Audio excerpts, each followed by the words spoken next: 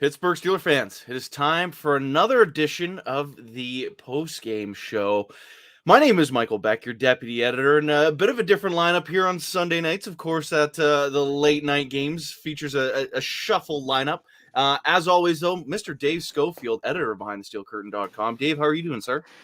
That game was finished the way it did. How do you think I'm doing? I don't know. I'm still kind of numb.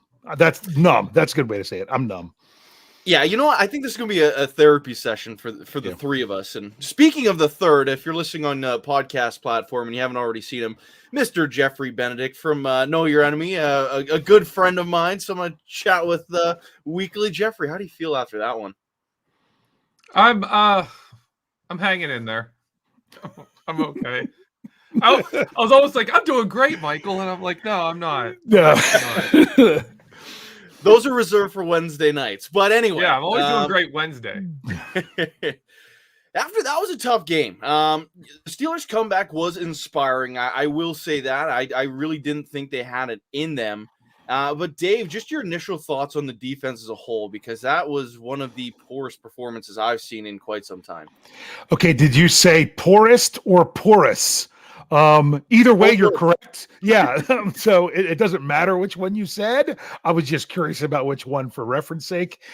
Yeah. I mean, it's when the Chargers finally punted the ball, and I think I wrote it down for my numbers article. When they finally punted the ball the first time, 47 minutes and 8 seconds into the game, then had to do it again 12 seconds later and actually got it blocked. I said I would never punt again if I was them. And you know what? They didn't. They went for it on fourth, and that was crazy. I'll get to that specific drive whenever we bring that up. But the defense, it's just the whole time I'm like, I don't think that the Steelers, I mean, when the Steelers tied the game or got to within the touchdown, I can't even remember. There was so much scoring in the fourth quarter. It's all running together. But when there was just under 4 minutes left, I'm like, will the Steelers see the ball again? And I'm like, oh, yeah, because they're going to let them score that fast. Or they did get the one takeaway. It was just, other than the big play that scored the touchdown, it was more like death by 1,000 cuts. It was like they could kind of do whatever they wanted to the whole game. They didn't have to have the 3-play 75-yard drive like they did at the end of the game. They could just move the ball methodically down the field, and it seemed like there was nothing that the Steelers could do to continue to stop them on any given drive. Oh, no, and that was absolutely apparent. Geoffrey, I'll tweak this a little for you. The game specifically in the first half, the Chargers scored on every single possession. I believe they had 4 possessions in the first half. If not, it was 3, but I believe it was 4. But what was that like for you, just watching them methodically? It just pushed the Steelers out of the way. It didn't matter who it was. They were just walking over this defensive unit. To me, I'm just watching it going, that's what happens when you don't have Minkah Fitzpatrick, crashing the line of scrimmage to hold run plays short, to stop anything underneath. They didn't have that today. They didn't have Minkah Fitzpatrick covering for, the fact that they've lost so many people.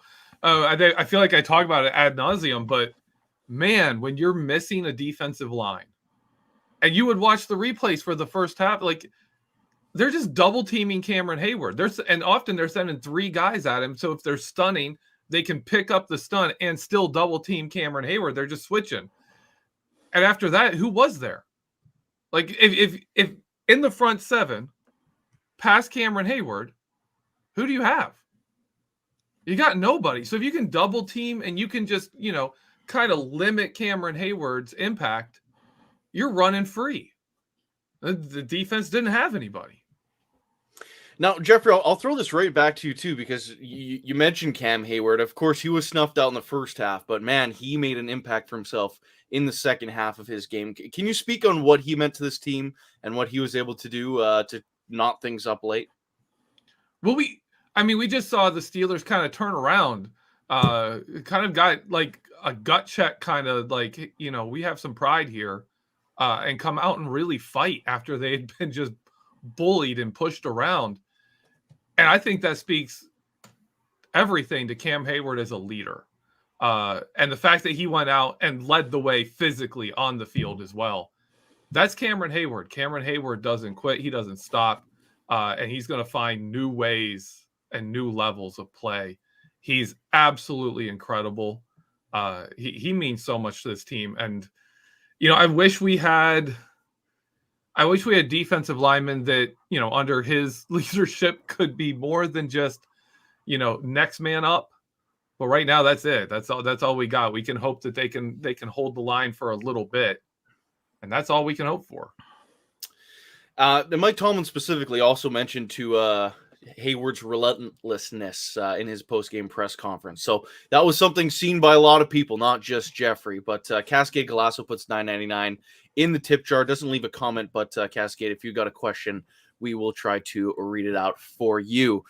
Now, Dave, offensively, Ben Roethlisberger had a pretty solid day for himself, despite not practicing all week, being sick, seemingly having some somewhat rough COVID symptoms. Were you impressed with what the Steelers veteran passer was able to put on tape today? It's kind of what I expected. I thought the Steelers could score points on this defense. I just didn't know if they could score enough points. I'll be honest with you, I came really close to picking this score. I was just off by 10 points for both teams. I had 31-27. It was 41-37. I mean, I thought the Steelers defense would give up some points and the Steelers offense would score. I just didn't know it was going to go to that extreme. But when honestly, it's kind of the same deal that that I talked about following the Chicago game. The Steelers entered the fourth quarter down 17 points. And they took the lead. Down 17 points in the fourth quarter. But what happens when you get to that point of the game? You kind of play a little bit desperate. And the Steelers were on the other side of that 2 weeks ago, and they were on the side of needing to be desperate this week. One of the most telling things, I think, is when the Steelers got the ball after the block punt. They tried to throw it. They tried to do an end around and lost a couple yards. And at some part in that sequence where they even went for it on fourth down and got the pass interference call, which was the correct call. That was a I don't think anyone's arguing the call. But when Ben, I wish I knew exactly which play it was. He just turned over and just looked at the sidelines. And it was almost like what are you calling look with that. And then finally they got it one and they did what they were supposed to do and give it to Najee Harris in the very first play and he scores. So I liked Ben Roethlisberger's leadership in that aspect, and he was kind of like, "Hey, come on, let's do this." He did what he had to do, but man, oh man, I mean, the guy didn't even have a chance in that last drive. He didn't even have a chance. I mean, he had no time to throw for 2 straight plays, and people might complain about the fourth down play. If you didn't notice what was going on, that was a hook and ladder. That's what was coming. They were trying to get it and pitch it, which you can't. I mean, what else are you going to do on 4th and 32? But Ben Roethlisberger, he came out, and it wasn't – Ben didn't go out there, definitely didn't go out there and lose him the game. But at the same time, he showed that he's going to take this team and do what he can. It's just he can't do it by himself. And this time it wasn't his teammates in the huddle. It was the teammates that were on the sidelines while he was in the huddle that really let him down.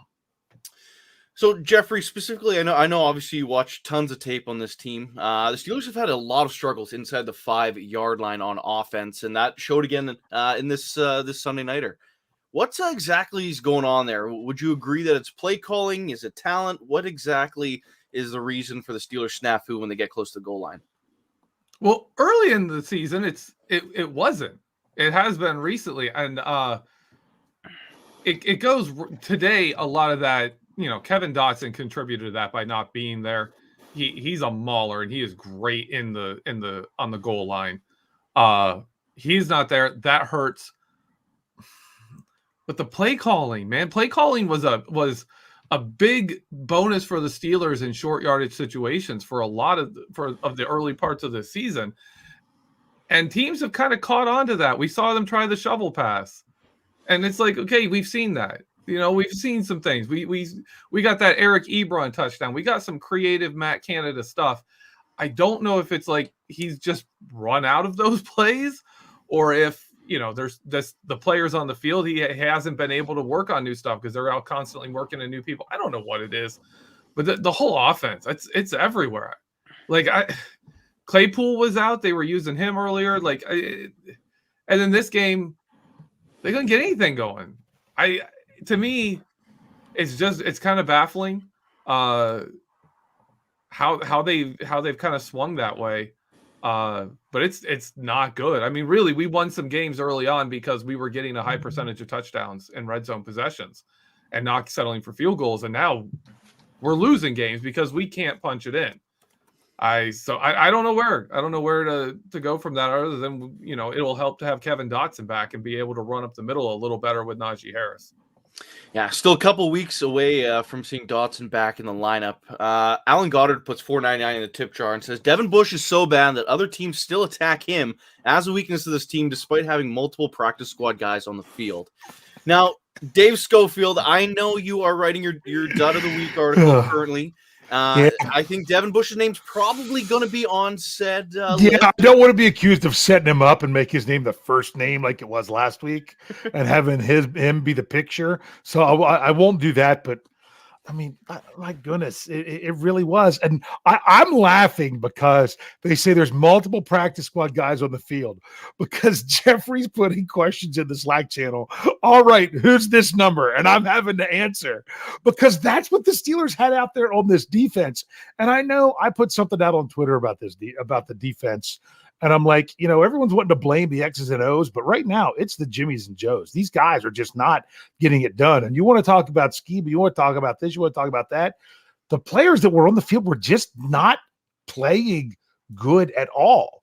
I mean, you can have a couple guys that are out there giving everything, like Cam Hayward. I thought Alex Highsmith was bringing all that he could in this game, but it just the Jimmies and Joes were just so letting them down. But then you got to look, and I'm like, they have a number 61 on defense. Yeah, they did tonight because that's what's going on. Sorry, I don't want to take too much time from Geoffrey. His last name is Archibong. Yeah, Archibong. Yeah, you're Archibong. Right. What the heck is that? Yeah. Sounds like someone who's not supposed to be in the National Football League, but you know what? I'm not knocking him too much because I mean the guy came out there as a practice squad guy, got the call, went out there and did what he could. It's just sad on the Steelers that's where you're at right now. That's who you're having to put on the field. Geoffrey, remember in the offseason when we're talking about the D-line and we're trying to figure out who they're going to cut because they had so much depth? What happened?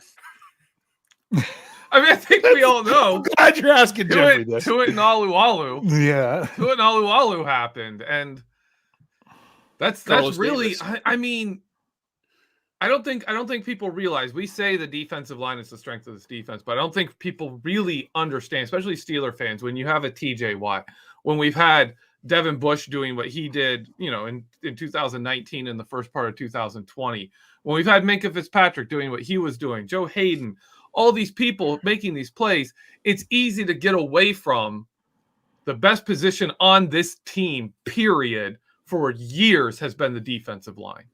I mean, it's arguably when Woodley and Harrison were back there that the defensive line with Kiesel and Aaron Smith and Casey Ham was the best unit on the field for the entire team on any side of the ball. Like, that's the Steelers defense. That's how the Steelers team is built. You get those guys up front. They do all of the dirty work, and they make everyone's life easier. And now it's Cam Hayward and nobody else. And it's crazy to think of this, looking at this season and how much Cameron Hayward stands out. But we used to sit around and be like, who's the best defensive lineman on this team? Is it Tuit? Is it Hayward? And where does Alualu fit in? Because he's pretty close to both of them. Like, they had three guys that were good enough to make it a debate, right? And there's still people today who are like, oh, Cam Hayward, Stephon Tuitt's better when he's healthy. Yeah, you know what? He's close enough that you can make that argument. And that's a big, big difference now. And I want to talk about that because we're talking about Devin Bush. There's two things that have gone wrong with Devin Bush. He was drafted, he's undersized, and he's ridiculously fast. And he was a very smart player, but mostly he had agility and speed, and his weakness was he's too small, right? But he was fast enough and quick enough to make up for that. He can't duck around offensive linemen anymore. Nope. And the defensive line can't keep him clean. And he's small. He's not getting off blockers, and he's not quick right now. He lost his it's like if people were around long enough to remember Kendrell Bell. When he came back from injury, he just didn't have it. He had lost the step, and it wasn't enough. He couldn't make plays anymore. That's what we're looking at with Devin Bush. I mean, I really, really hope he can get back enough to be a good linebacker. But if he's lost his speed, what's an undersized linebacker without speed? What is that? That's not an NFL player. Nope. That's not a good NFL player. And that's I was going to say, I wanted to answer a practice squad guy. Yeah, honestly, that's what undersized linebackers that aren't fast enough. Yeah, you're Tyler Matakevich. That's where they end up. You're Robert Spillane. Yeah, Devin Bush is one of those guys. Yeah, if he doesn't have a speed, and he doesn't, and that he doesn't right now. That is absolutely brutal. Well, and one other thing about that, because I'm just to finish up with the Devin Bush is not only doesn't have the speed, is that I also feel like part of it is he doesn't have the confidence to just react either, because maybe he doesn't have the speed. So you take away the speed factor and you take away the quick reaction factor, and it's just a recipe for disaster. Yeah. I couldn't agree more with you, Dave. One of the names Geoffrey brought up was Cam Hayward, and Occam's Ox puts in a pretty good visual for everyone. He puts $4.99 in the tip jar. He says Cam Hayward's he plays the game like someone on the other team peed in his Wheaties, which he probably eats as part of a balanced breakfast. Tough loss. That is quite the super chat. Thank you for that, Occam's Ox. And you know what? Cam is playing like someone whose hair is on fire. He's flying around the football field right now. Kind of stepping back in the secondary as a whole, without Minkah Fitzpatrick and Joe Hayden, they were definitely undermanned, and you could see it, especially when Ahkello Witherspoon was on the field. Dave, I'll throw this over to you first. Do you think if the Steelers just had one of those two kind of former All-Pros, the Steelers could have won this game? Yeah, well, I mean, technically the Steelers were missing 2 All-Pros and a Pro Bowler. That's what they were missing. And how many defenses don't even have that on their whole lineup? And that's what the Steelers were missing. You still got to remember this. And that's why, I mean, we're laying this loss at the feet of the defense where it should be. But now I got to remember exactly what your question was. if they still had Hayden, if they still had one of them, yeah, I mean, in a game that the defense gave up 41 points, it was still so close that one more play could have made the difference. A lot of people say if Minkah was in there, did they give up the long touchdown at the end? I would say probably not. Maybe not. You would hope that the communication would be good. That just seemed like Sutton and Norwood didn't know who was going to be doing what thing, because that's not who's usually there. Or maybe someone was supposed to and they just blew it. We don't know because we don't know the call. But if you would have had one of them, I think it really would have helped. One of any of the 3, in my opinion. And I will say this now makes the 7th straight game in which, now that when you're counting the playoffs, that Joe Hayden has missed, that the Steelers have lost. Yeah. The last 7 games Joe Hayden has been out, the Steelers have lost. Now, I'm not saying that Joe Hayden would have been the best one of those 3 to have back. It's just one of those numbers to put out there. Since his second season with us in 2017, he missed a game and they won, and since then, yeah, he missed. We haven't won a single game when he's out. Yeah, I think it was, it was in 2017. And this season, when T.J. Watt misses a significant part of a game, we haven't won a game. Yeah, exactly. And looked really, really bad in the process. Yeah.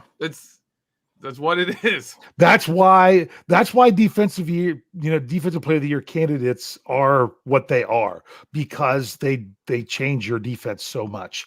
And I don't want to make excuses. You still got to play with the people that you got, but that's a lot. That's a lot to lose. That really is a lot to lose. I mean, my goodness, it would have even helped just to have Isaiah Loudermilk a little bit, shockingly, is how much any of it would have helped. But the defense, it was just, let's go after Devin Bush. Let's go after Ahkello Witherspoon. And we're just going to, where those guys are, that's where we're going to be. And we think that we can, keep our quarterback upright most of the game because TJ Watt's not here.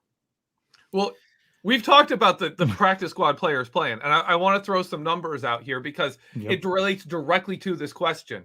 Number 8, not Melvin Ingram. Do you know? I want to see if Dave, you know who these guys are, right? Number 8, not Melvin Ingram. You. Who was it? Number 8? Yeah. You want me to answer, or are you asking Michael? Yeah, number 8 was Carl Joseph. Carl Joseph. He's playing because Minkah Fitzpatrick's not in there. Number 25, not Ryan Clark. Akella Witherspoon. Artie Burns. No. Oh, wait. Yeah, it's not Artie Burns even. I would have taken Artie Burns. I'd take Artie Burns over Akella Witherspoon. Yeah. He's in there playing because Joe Hayden's not in.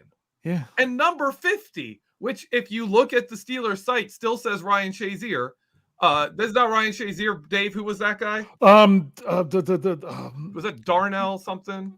Or Delonte Scott? Scott was the last name. Yeah. Was it Delonte? I think it's Delonte. Who are these people? Yeah. Were any of them on the roster in the offseason? No. That's the thing. They weren't even in camp. Defense, I'm going to do this tomorrow. Like when I do my snap counts article, I've already got it planned. I'm going to talk about how many snaps are accounted for by people who weren't here in the offseason and how many snaps they played this game. You replace Delonte Scott with TJ Watt. Right? Early in this game, when the Steelers are running the defense they've been running, and they're getting torn up because no one can get pressure on Justin Herbert. And then we switch it up and we're blitzing, and he's throwing all these passes over the middle. If you have TJ Watt, you're getting pressure right off the bat. You are pressuring the quarterback. If you have Minkah Fitzpatrick, they're not throwing those passes over the middle all day. And if you pay attention to it, watching the game, if you want to rewatch that nightmare, you can, or if you were watching while you're doing it, Trey Norwood wasn't dropping back deep in zone very often. He was coming forward, right? Terrell Edmonds was the guy deep in zone. And if you watch that last play, when they finally get a huge play, Steelers are too deep, and they go to Trey Norwood's side. That's Minkah Fitzpatrick's spot. That's where he would have been. And if when it's Terrell Edmonds and Minkah Fitzpatrick back there, teams don't throw deep on the Steelers and have success. They just don't. But they did today. Finally, they got through, and it was when they couldn't hide Trey Norwood. Like, it was just like there's only so many ways you can hide, and you can't hide the whole game. And there were too many people to hide. And I want to say about Trey Norwood is I think this season he's done a good job. Fantastic. In the role that he was doing prior to this game. He just had to play a different role. And that wasn't building to his strengths. He had to try to be the Minkah Fitzpatrick guy. And that's the thing. When Norwood had some really good games earlier this season, people are like, you're going to give him more snaps. I'm like, no, you need to keep him doing what he's doing and in that package, because then asking him to do something else is not going to be playing to his strengths. Yeah. He's still a rookie. Yeah. So the Steelers in recent years here have been trying to build a three-headed monster in their pass rushing unit over the course of the offseason. Last year is TJ Watt, Bud Dupree, and they bring in Alex Highsmith. This year they go into the season with TJ Watt, Alex Highsmith, and Melvin Ingram. Back-to-back years, of course, last year was the horrific ACL injury to Bud Dupree.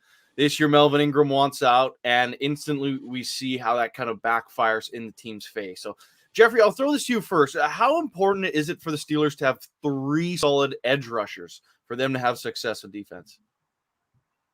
I think we are seeing it. I think we're seeing evidence of that last year when Bud Dupree went down and they still had Alex Highsmith.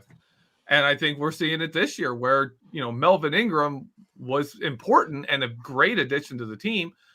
But when one person leaves or is injured, having 3 is a big deal. It does hurt. I mean, Taco Charlton has been pretty good. Derek Tuska has been a guy that, he's got great effort. He's one of those undersized outside linebackers. I was like, man, look at the hustle on that guy. Well, yeah, because otherwise he wouldn't be, even on the practice squad. He'd be nowhere. That's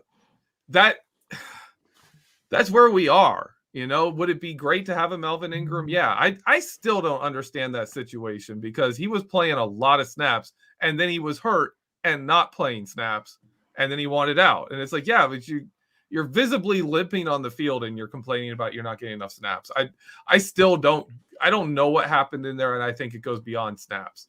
I don't think it goes, just with I wasn't playing enough.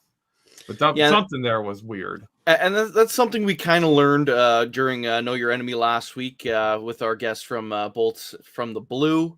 They kind of chatted a little bit about Ingram being upset about money and playing time when he was a Charger. So maybe you're definitely onto something behind the scenes. But Dave, I'm curious if you also agree that the Steelers tend to need at least one more guy that isn't starting, but at least quality depth at that edge rusher spot.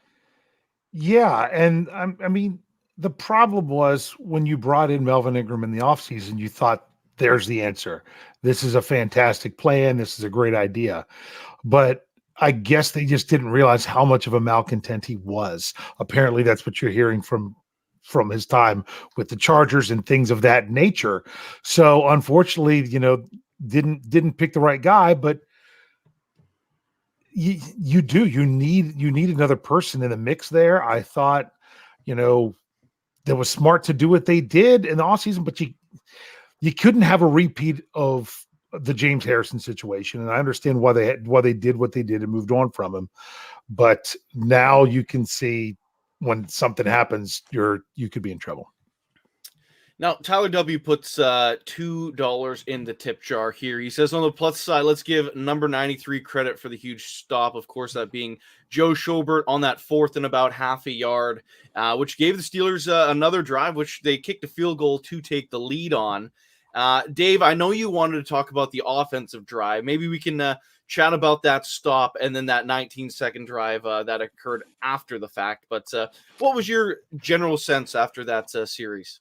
Well, after the defensive series? After that stand. Okay. Firstly, yeah. That was that I'm like, it was exactly what they needed. I'm like, they needed the one stop, and they got the one stop.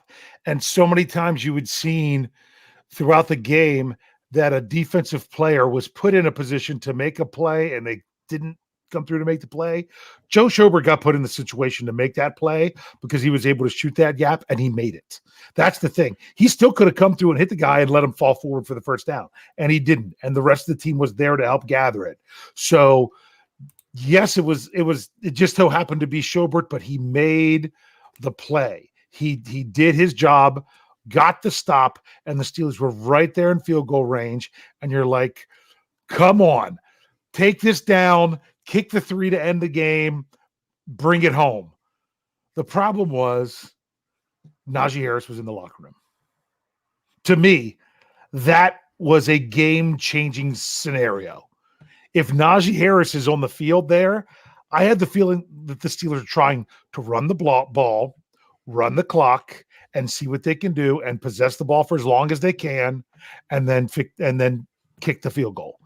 But without Najee Harris out there, the best thing that they could have done, what gave them the best chance, was to put the ball in the air, and it just wasn't enough for them to get the first downs and run the clock down. So, Geoffrey, when the Steelers initially took that field goal, bringing them to a 37-34 lead with about 3 minutes and change left in the game, did you think just generally that the defense had been kind of suffering throughout the entire day, that was only going to go downhill from there? Left far too much time? Was that an inevitable outcome, which eventually did happen?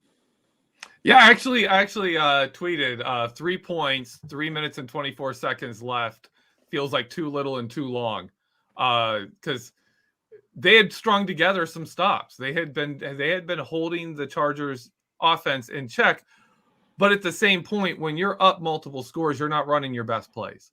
When you're up multiple scores, you're not pulling that stuff out of your bag of tricks that are like, hey, if we're in trouble, this is our play. You're not running those. Because if the drive doesn't work, okay, you didn't score points, but you're still up. And the Steelers kind of pulled out some great drives, some great defensive stops once the offense started scoring. And it just felt like, there's not enough, I don't know. I kind of look at it like if you've got guys like, a Joe Schobert, he's got 1 or 2 good plays a game in him. You've got guys that have that, like, hey, they're going to make a big stop. But when you've got a guy like a TJ Watt, Minkah Fitzpatrick, Cameron Hayward, you're like, these guys are going to make a play, right? And we didn't have enough. And it just felt like, that is too much time. And this defense isn't going to be able to stop them again. Like that's what it felt like to me, and then it ended up being true, which stunk. I was really, really hoping that they would prove my gut feeling wrong there, but they didn't. So we are at the halfway point of our post-game show. So we're going to jump into a quick break for everyone listening on your podcast platforms. You're going to want to go ahead and click over to part 2 now. If you're watching on YouTube and Facebook, just hang tight. We'll be back in just a couple seconds.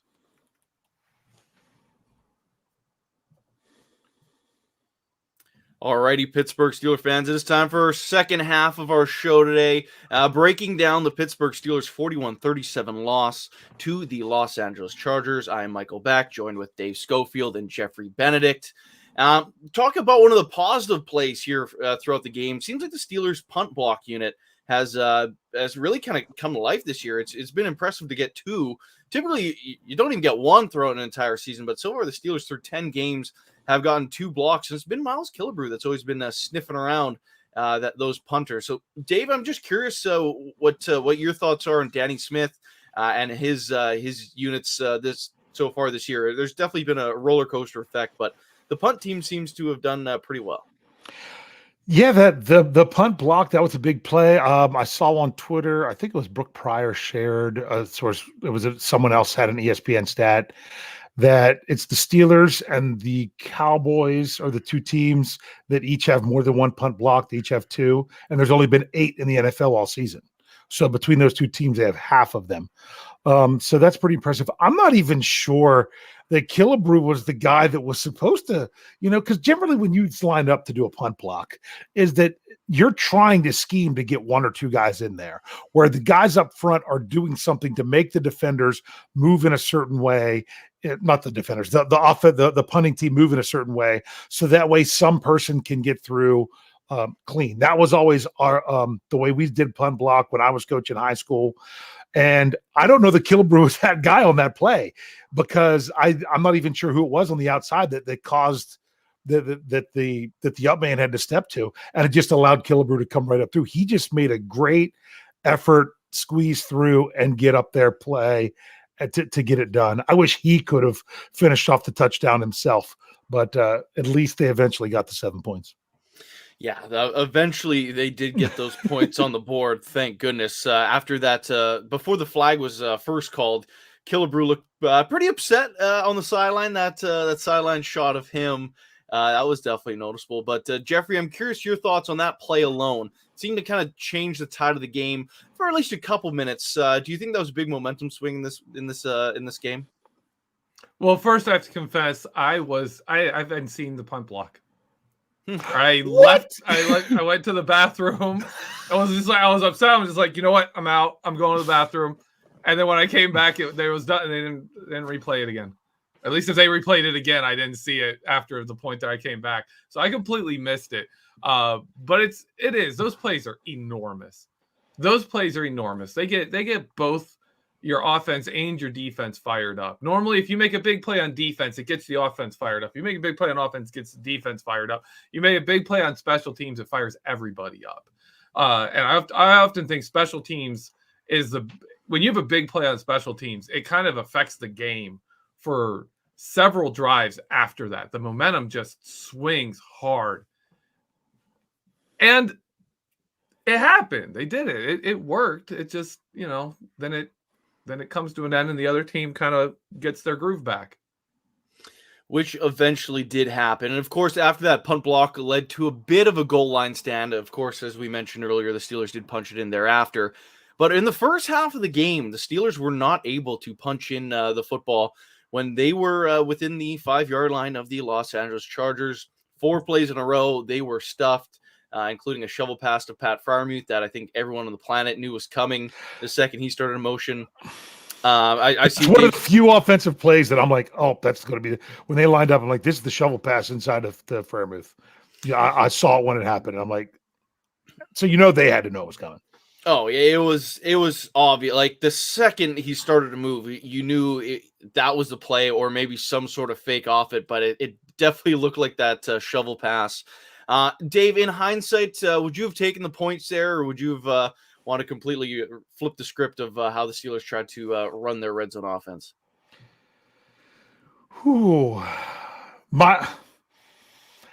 I'm going to back it up a play. I'm going to give kind of a Dave answer. Classic. I don't go for that on fourth down based on the play I ran on third down. If you know you're going to go for it on fourth down, if you don't get anything, then you don't run the play you ran on third down that you're going 2 passes. I would have still been trying to run the ball there, and because it was on the 2-yard line. Even if you only get halfway there, then 4th and 1. I mean, 4th and 2, they had to throw it. I mean, of course they're going to motion Najee out of the backfield because on 4th and 2, you don't even feel like you can run it. On 3rd and 2, you can run it.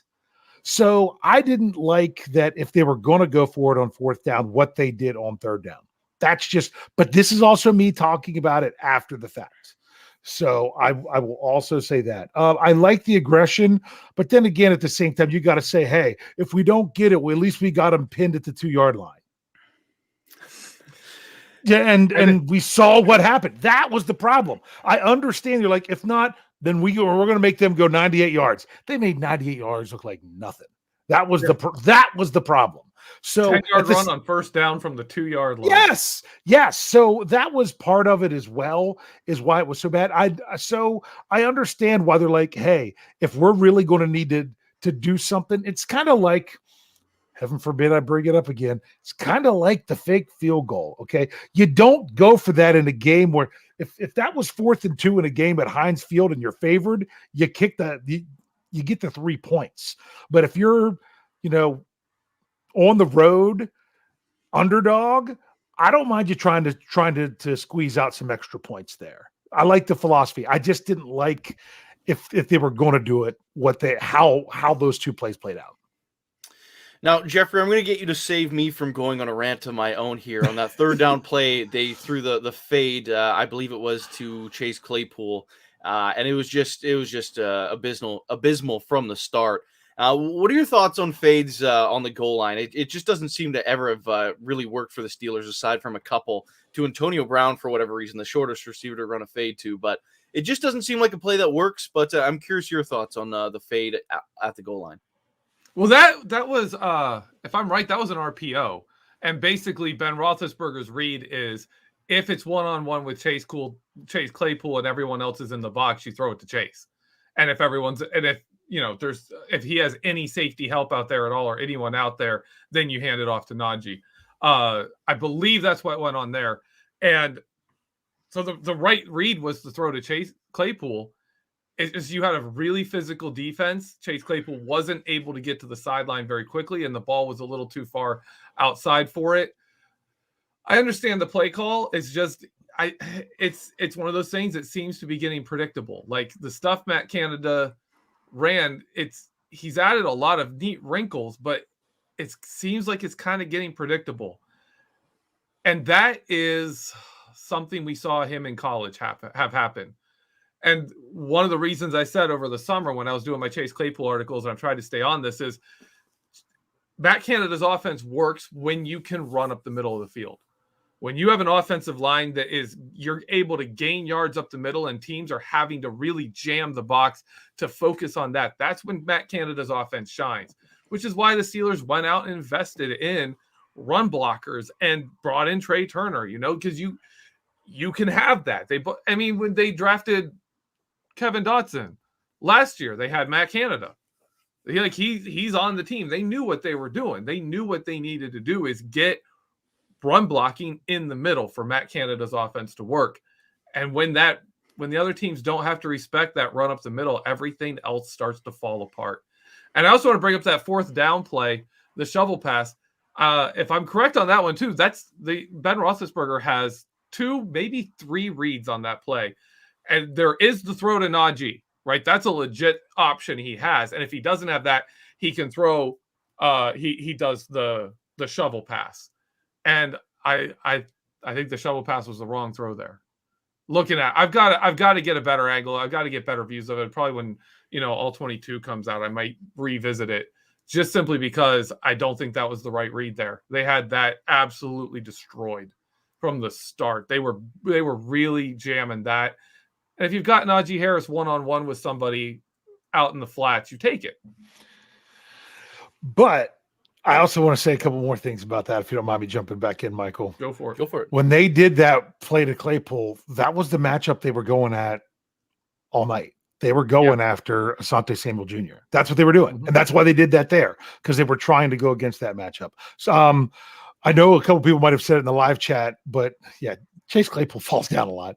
But at the same time, if Ben can hit him in stride, that's a touchdown, and you don't even have to do anything from the 5-yard line, and it's already there. So they're like, oh, was the play calling not the best thing in the world once you got there? Yeah, but it's also that the players, I mean, you had the right play before that with the guy going open with the right coverage, and you didn't execute. I mean, you executed enough to complete it, but if you execute it perfectly, you've already got your 7 points. So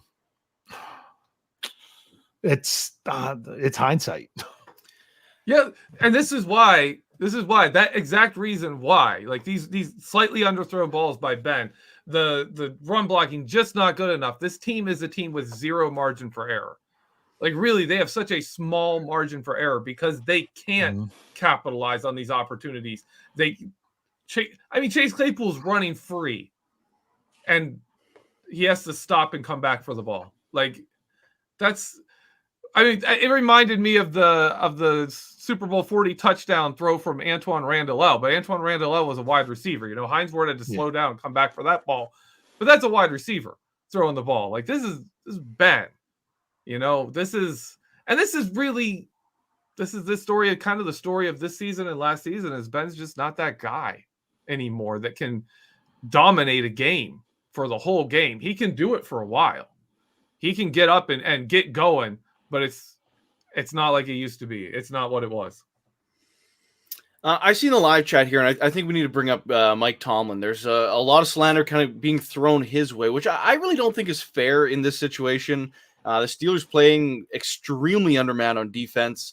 The offensive line, especially the rookies, were bullied a lot, especially with the injuries at guard as well, with Hagen Hassenauer, especially losing Hassenauer, your backup guard. Things went downhill fast in the O-line. You didn't have Najee Harris for parts of your crunch time offense.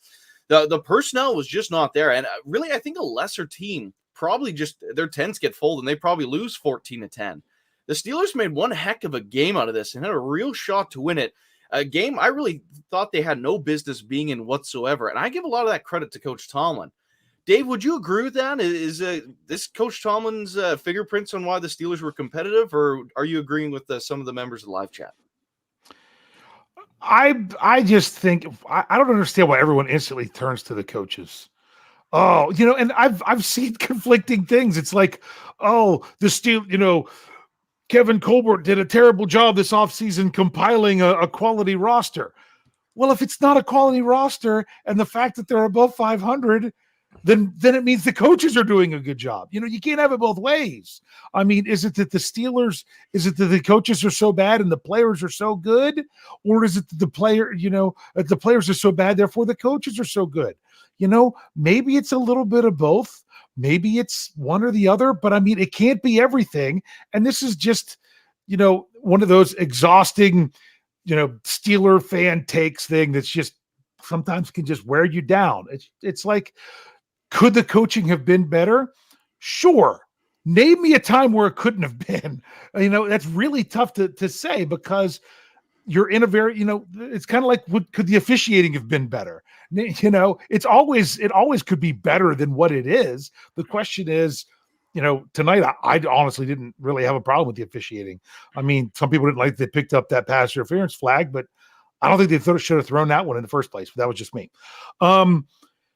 So it's just, you can't have it both ways. You don't want to just, you know, make excuses because of this, but I mean, my goodness, you were missing more quote unquote hardware on the defense between all pros and Pro Bowls in the three players that weren't out there than what some defenses have for their entire defense. I said it in the first half.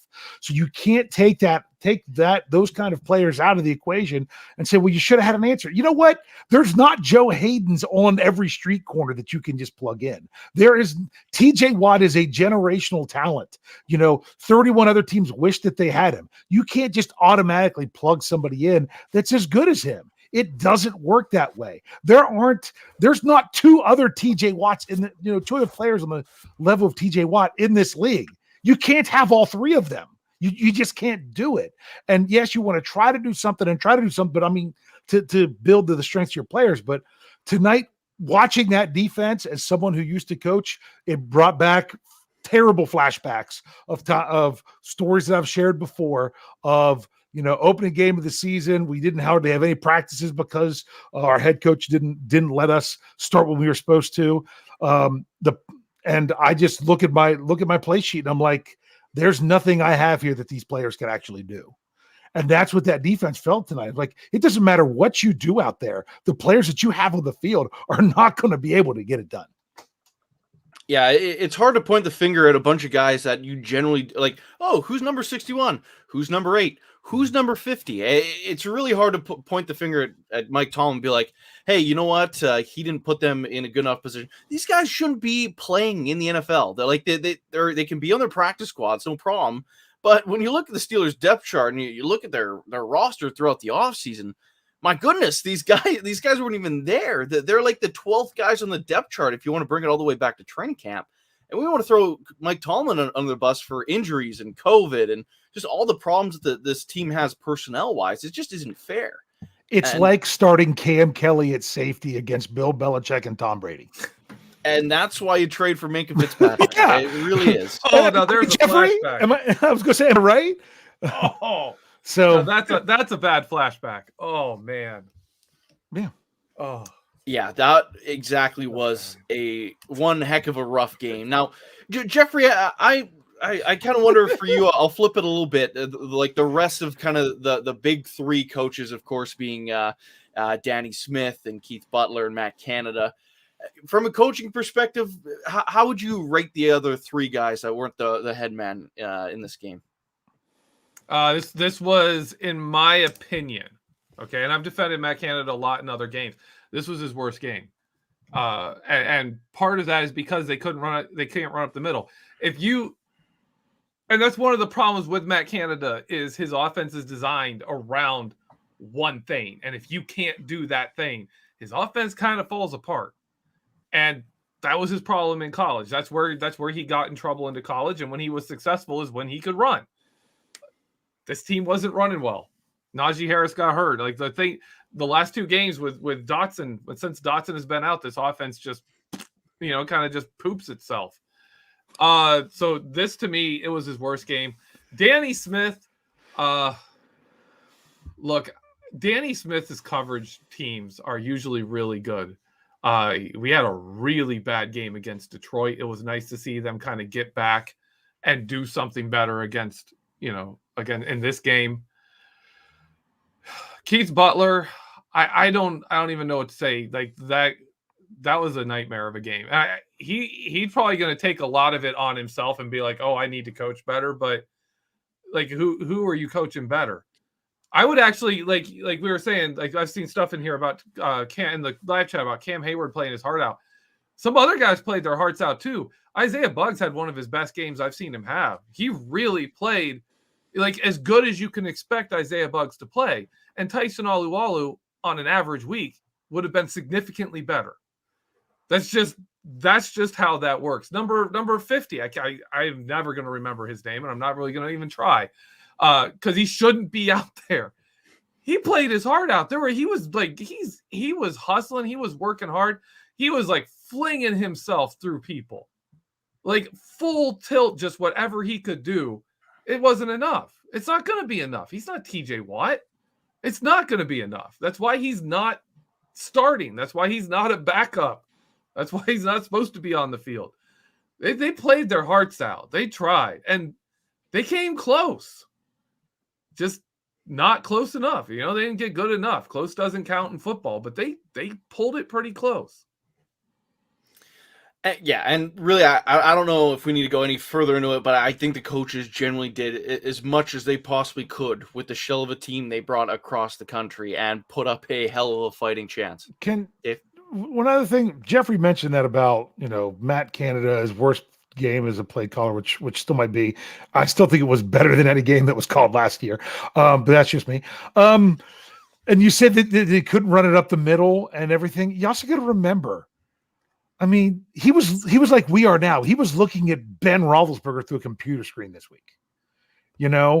So you're trying to get that game plan and try to cover for all that. I mean, I'm not making excuses. It's still the NFL. You still got to go out. You still got to win. So I'm not saying it's like, oh, it's okay that they lost because of this. I'm not.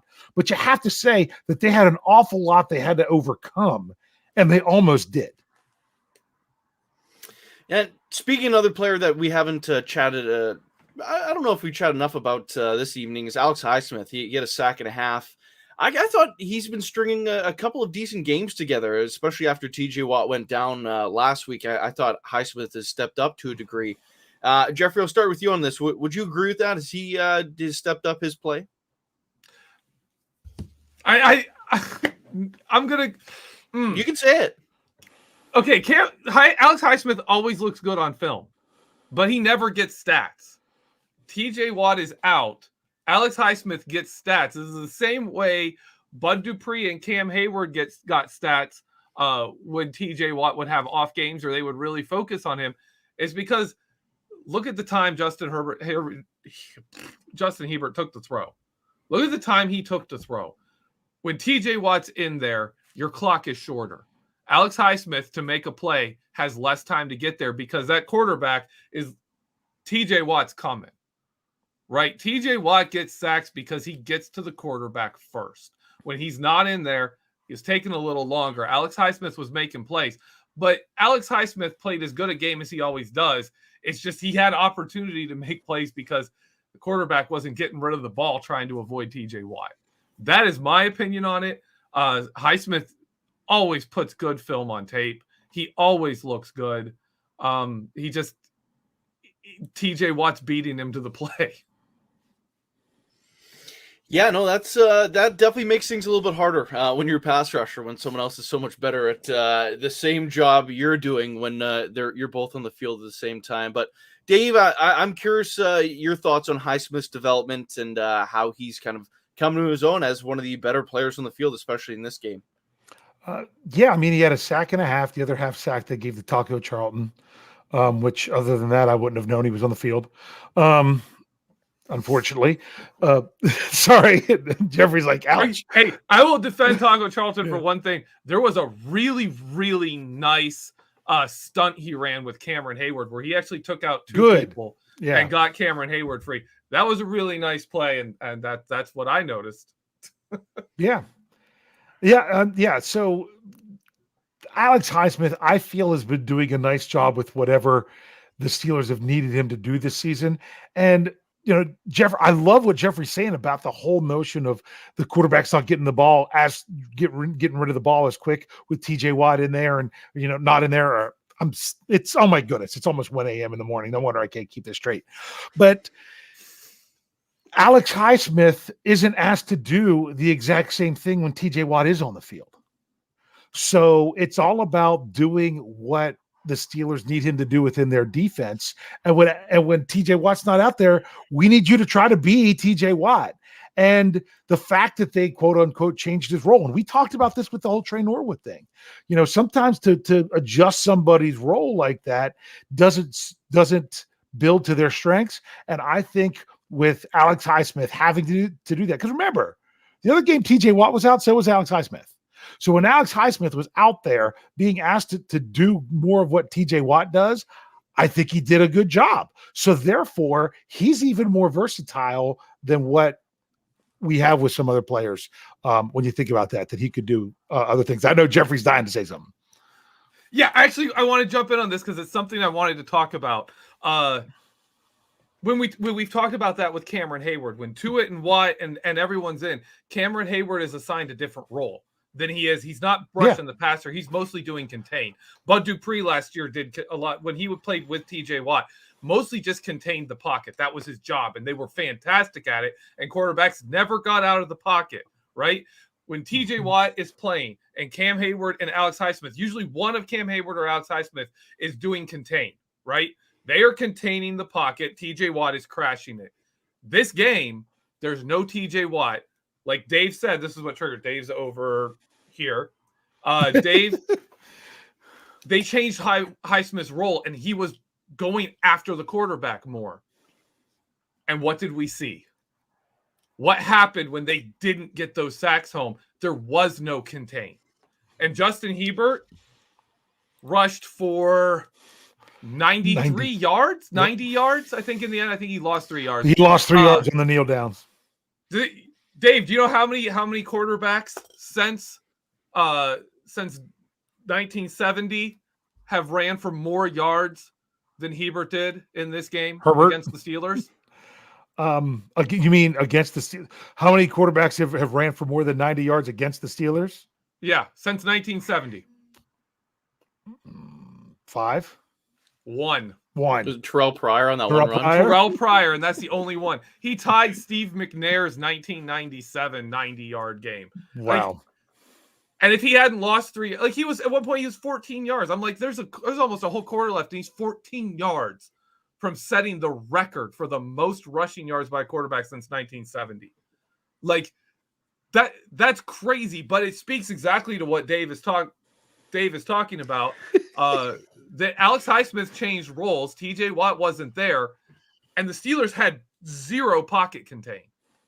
And they even said in the broadcast, he was looking, and if it's too deep, he's just running. Yeah. Like he's straight up like, got this, and running. So we are rapidly approaching the top of the hour here. Are there any topics that we haven't got to that the two of you want to get in on, or is there any closing thoughts that we should move on to now? Anyone? I'm sure Geoffrey has a topic he's ready to. No, that was actually the one I really wanted to make sure I covered, and I nearly didn't do it. Yeah, but they asked him, and the main thing I wanted to cover was, boy, would I've loved to have seen the Steelers' last field goal, quote unquote, drive. Wasn't really a full drive. If you know, I mean, it counts as a drive. 19 seconds. If Najee Harris would have been in the game, if they would have had him available, how they would have played it and how it would have ended up. And I mean, and this is we're sitting here and we're trying to calm down people in the live chat that want to fire everyone and they want to, and the Steelers aren't going to win another game the rest of the season and all these other things. I'm like, do you realize that this team that was down 17 points going into the fourth quarter and hadn't forced a punt going into the fourth quarter almost won this game and actually had a 3-point lead in the final minutes? I mean, but that just goes to show you how things go in the NFL. One play goes your way. And the thing is, the Steelers did have a couple good plays go their way. They got the Cam Hayward bat the ball in the air, and a player was able to get to it in Cam Sutton. How many times have we seen a ball bat in the air and no one could get to it? So they had that play go their way. They got the punt block. I still say they made it themselves, but they got that play to go their way and things like that. But they needed one more. They needed one more, or they needed one less to go the Chargers' way from the defensive side of the ball, where just everything fell right for them to make a play. It felt like the Steelers needed a little bit of luck in this game, and they didn't get enough luck when the Chargers or their offense was just going out there and doing what they had to do to get it done. Absolutely. Geoffrey, your closing thoughts for this evening? I'm guessing those are your closing thoughts. Oh, yeah, Dave. that's my closing thoughts. Well, actually, I do have a closing thought here. I saw it in the live chat. Someone was talking about this team doesn't seem to run to the ball very well. And you see a lot of players behind the play jogging. And if you watch old clips of the Steelers defense, even last year, you've got guys behind the play hustling, running up in case someone slows them down, they can make a play. And I think that speaks to a defense that we're seeing doesn't really believe in itself all the time. That they know the talent they're missing. And while they step up at times and they play great sometimes, there's a lot of players on this team that just kind of, they don't think they're going to pull it off, right? And that's a big difference in a football team. I think we're starting to see this team knows they're not that good, and they don't really believe they're going to win a lot of these games. And that's where you really start to slip. That's where you start to see a team that, to this point, in my opinion, has outplayed the talent on their roster. Now they're kind of not. And because also the talent's not there. And I think we're going to see that be a problem where they're not hustling. They're not gang tackling. It's not one person misses a tackle, but there's someone else right there, which is what we're used to seeing. Now it's someone misses a tackle and the guy's gone for 20 more yards. Yeah, and that's becoming an increasingly problematic issue for this team that they need to get figured out ASAP here, as well as that tackling. Both things go hand in hand. Dave, to completely put you on the spot, but I know you're really good at doing it, plugging the site and the podcast platform for the people. Oh, I can do that. Make sure. Okay. This is it's a loss, but you know what? By Tuesday, it's going to be on to week 12. Is how it is, and that's how we are here at Behind the Steel Curtain. We'll have our podcast, we'll have our wrap up podcast that we'll be having with this, and then we'll be moving on to week 12, just like we always are. It's same as BehindTheSteelCurtain.com. It's your one stop shop for all things Pittsburgh Steelers. Make sure you're checking out everything there on the editorial side. We'll get various film breakdowns and things like that from Geoffrey. We'll talk about snap counts. We'll talk about player grades. We'll have comment to everything to wrap this up and then to move on to the Bengals. That's what we do as the Steelers have to do. And make sure if you're only here, I know there's a lot of people that are here for the post-game show. We're on YouTube and Facebook Live every day. We have a show every day. Now this week, I'm pretty sure it's not going to be one on Thanksgiving, that we're going to have two on Wednesday instead. But that's just because, I don't know, unless the Canadian wants to go on Thanksgiving, since they already had theirs in October. Sorry. So make sure you subscribe to the channel and you get that notification when we go live. But if you're only catching us on YouTube and Facebook, you're missing so much of the audio content that we have out there. I mean, Jeff Hartman will have his Let's Ride Winners and Losers on Monday morning and ready for that. And he's Monday, Wednesday, Friday. Michael's live, Mike on Tuesday, followed by Geoffrey's cutting room floor. That's part of the noon lineup that we now have every day of the week. I have the Stat Geek Thursday morning. We've got all kinds of great things. What Ian's talking about. Got to throw a quick plug in. Yes, it was from before the game. But if you didn't catch what Ian's talking about, you got to go in. They had Mario Lopez. They had AC Slater on the show for a nice, good, funny Steelers story that he told there. If you didn't check that out, you've got to go check out our podcasts, go to what Ian's talking about and check that out. So there's so much content out there. And I know, maybe stats aren't your thing. Maybe it's something else. So, but we have something for everybody. All you have to do is be a Steelers fan and we have something to offer. So make sure you check it out, both the audio and the fun live chat stuff that we do, as well as BehindTheSteelCurtain.com.